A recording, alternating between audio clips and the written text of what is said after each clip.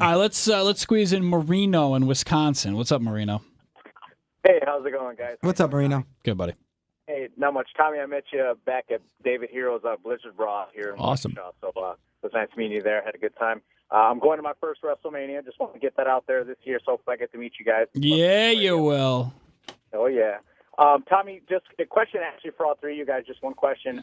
What are you guys' thoughts on the accusations against Bill DeMott, beating up, prospects and whatnot? So, what are your thoughts on that? Thank you. For me, Bill DeMott was I ran the WWE developmental system. I ran OVW. I ran Deep South. I like to say that wrestling training is different. When I was trained by Johnny Rods, I was stretched in holds to the point of crying. I remember sometimes driving back down on the BQE and my hands were literally shaking because I was stretched and I was pushed to a peak physically. With that being said, that's training. I think there could be some merit, but I think the best how this has to be, I guess, viewed, it doesn't help when it's an ex-talent.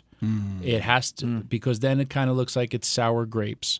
It has to come from, and no one would speak up if they are a current talent or if they walked away. I walked away from the WWE because I was not happy. And I was not happy because anything that somebody did with me, I just was not happy at my job. And so then I walked away. And most people do. CM Punk did the same thing. And yes, and then there's been a whole other stuff, after that. But you know what? Training is hard. This business is very, very hard. I have my own wrestling school. I don't believe in going in and beating up people. But it's funny, like Bubba and Lance Storm have schools as well. And they will look at it and be like, man, if some of these people were actually ever in a real fight or beat up, they would actually learn how to sell or become a little better. And again, I don't know the situations. When I was there, I had one problem in WWE with the developmental system. And I went down there and I kicked everybody out. The two guys who ran the place, I kicked them out. And I said, guys, girls, I hired each and every one of you. I need you to tell me if there's something wrong so I can fix it for you. If you don't want to tell me, you can tell me privately. And I handed every single one of them, and I had about 60 people under contract that I hired every one of them. I gave them clipboards. I said, my hotel, you can meet me privately. And not one person stepped up. Wow. So to me, and if there was a problem, and if there was a problem that I had with Bill DeMott, or if there was a problem that I had with any of my trainers, I would go to then my boss, John, who then would go to Vince. And no one stepped up. So to me, that's a big issue. And when I did have a problem with Bill, and I said, hey, let's put a video camera in there. They okay, no problem. I have never had a problem with Bill personally or professionally, and I do think he is a good trainer. If people, hey, again, coaches, not all coaches like their players. It's a big deal. What was that guy? I remember Latrell Sprewell choked his coach. Yeah, hey, PJ Carlissimo. Yeah, that was a huge, huge deal because they didn't get along. I've even seen NFL Hall of Famers be like, I hated my coach, but if it wasn't for my coach, he wouldn't be there. I've seen on Twitter people stick up for Bill, and I've seen people not stick up for Bill. Everybody's situation is different.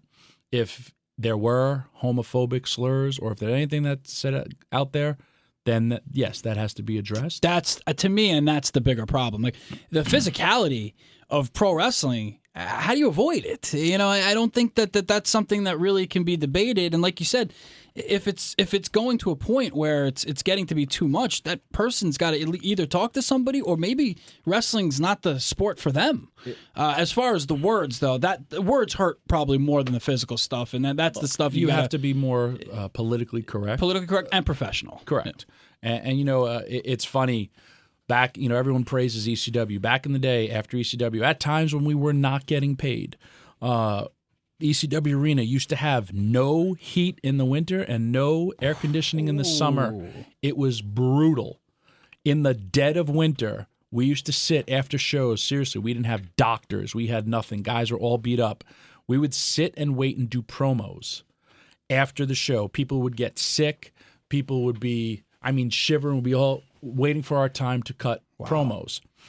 To me, I would then look at, should I go and sue Paul Heyman for putting me in an environment that I didn't like?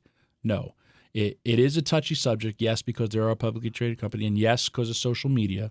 But if this is a hard business, and you look at, I look again at everything like it's a real sports franchise. I'm a big fan of the TV show Hard Knocks, and you see guys struggling. Some guys make it. Hey, you're a good player, but guess what? We ain't gonna, And yes, or this guy got ribbed. To me, or they see where they sometimes tape a player to the goalpost, yeah. and then they pour ice on that person. Can't be fun. Probably stinks. Probably been going on for the worst and longest of times.